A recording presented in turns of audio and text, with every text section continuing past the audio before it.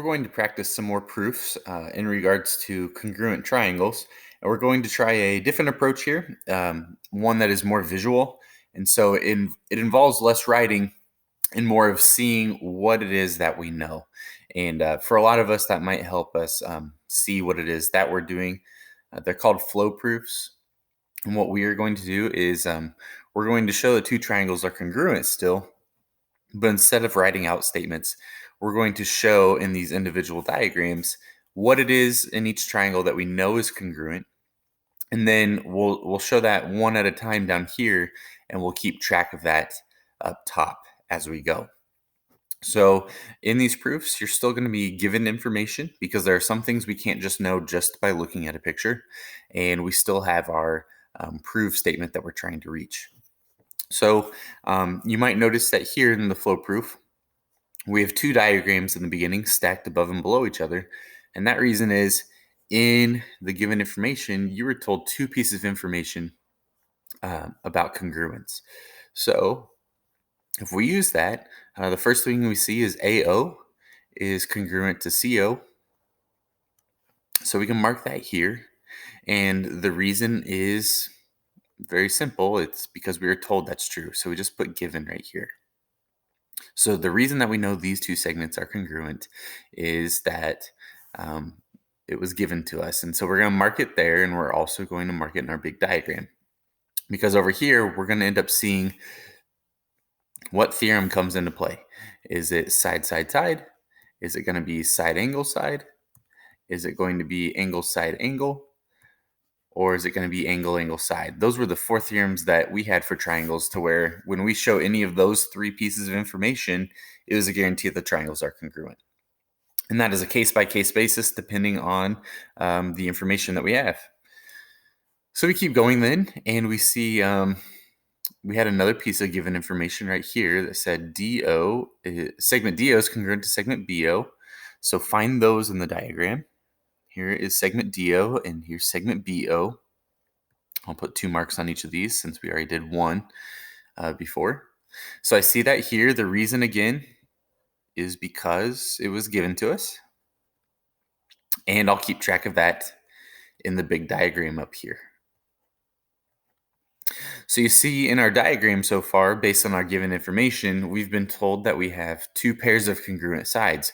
And so as far as what theorem I'm going to try to use to prove that these triangles are congruent, it's going to be a theorem that involves two pairs of sides. So maybe it's this one, or maybe it's side, angle, side.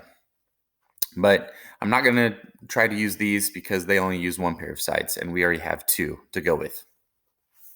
And so now that we've used our given information, we move into the proof a little further to see what else is it that we know. What else could we know in the picture?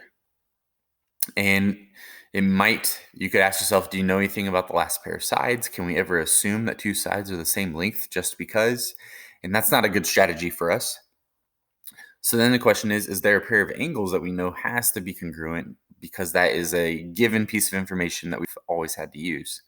And the answer is yes. If you remember, we have vertical angles that are always congruent no matter what, whether we need them or we don't need them. These two angles in the middle are congruent to each other, and we can go ahead and put that in the reason, different ways we could write it, but we can simply just put the definition of vertical angles.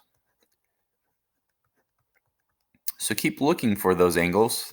They do help us out because they are guaranteed to us.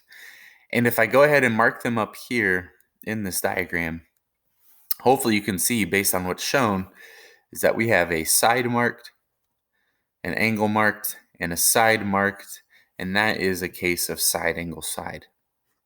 So what we've done is we've shown these two triangles are congruent to each other because they have two pairs of sides congruent, and the angle where those sides meet up is also congruent. So are these two triangles congruent? The answer is yes. And we see that, we know that because of these markings that have happened, these two sides and that pair of angles. And the reason is the theorem that we know has guaranteed this for us, side, angle, side. So I'm hoping you're seeing there's a lot less writing here. It is more of showing what we know, but still having reasons for doing that. And I'm hoping with the more visual approach, we're seeing why we're saying what we are saying for our reasons, rather than just kind of guessing at something.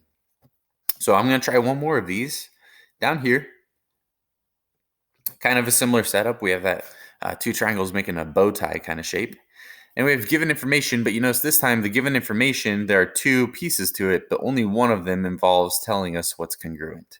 And that's why in our flow proof down here, we only have one diagram at the beginning instead of two. So let's start off with what we know.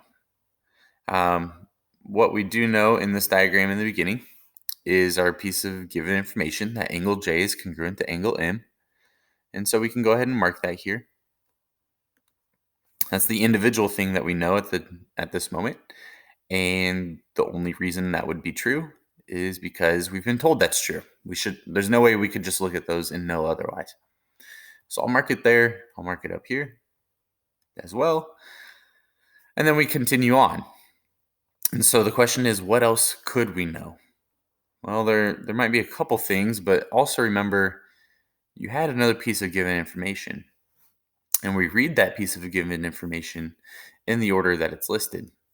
And that would be in this direction. And so when you read this, it says segment NL bisects segment JM. And hopefully remember, bisects means cuts in half.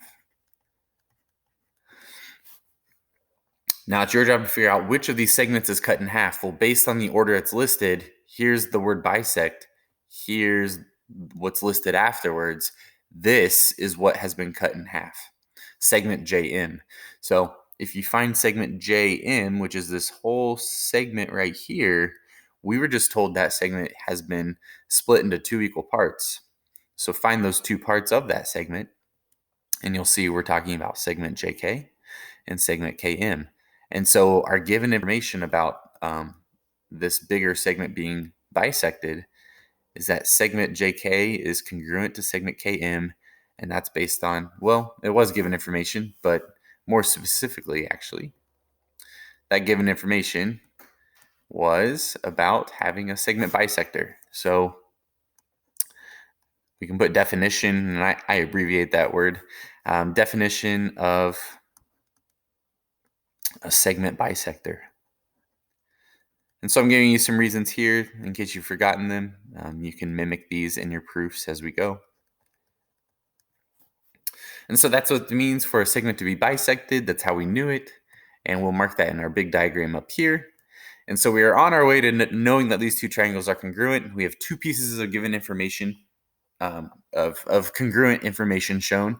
We need one more. And the question is, do you know another pair of angles or a pair of sides?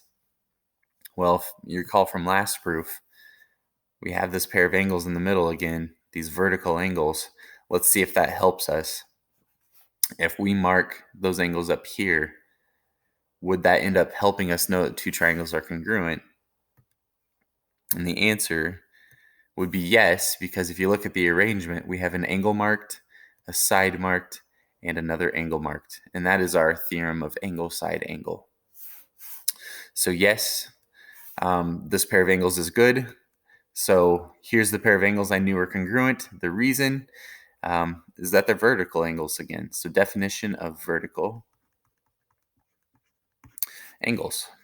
And feel free to abbreviate these words and use symbols for the ones that we have. Okay, so we have our markings showing angle side angle. And for us, that means that these triangles have to be congruent because it will end up being a guarantee that when we have this information, these triangles have to be copies of each other. And so we see that here, and the reason is simply the theorem that applies to it. So that's enough to say that the two triangles are congruent to each other.